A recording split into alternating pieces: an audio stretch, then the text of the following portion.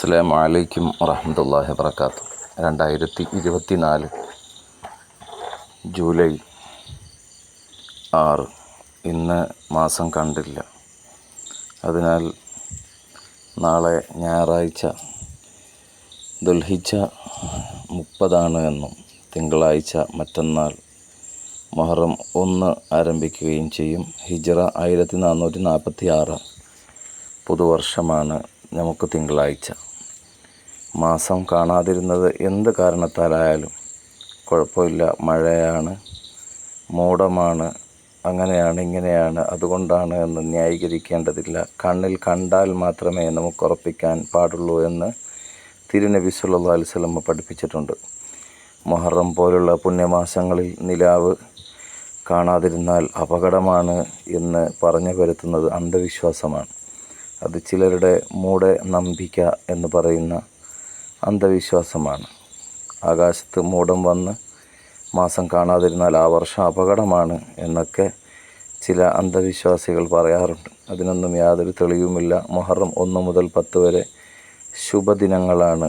കല്യാണമോ മറ്റു പരിപാടികളോ നടത്തുന്നതിന് യാതൊരു വിരോധവുമില്ല.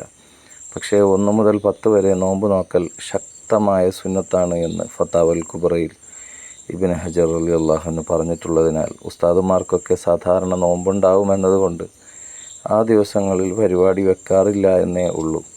നോമ്പില്ലാത്ത അവസ്ഥയാണ് ഇപ്പോഴുള്ളതെങ്കിൽ നമുക്ക് ആ ദിവസങ്ങളിൽ പരിപാടി വയ്ക്കാവുന്നതാണ്.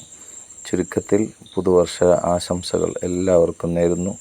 ഈ ചാനൽ നിങ്ങൾ ആദ്യമായി കാണുന്നവരാണെങ്കിൽ ഇത് സബ്സ്ക്രൈബ് ചെയ്യുക. നമുക്കിതൊരു പുതിയ വർഷം ഖൈറിൻ്റെയും ബർക്കത്തിൻ്റെയും ഞാമത്തിൻ്റെയും സലാമത്തിൻ്റെയും ദീനിൻ്റെയും തഖ്വയുടെയും അമാനിൻ്റെയും ഇസ്ലാമിൻ്റെയും ഒരു വർഷമാക്കി മാറ്റട്ടെ.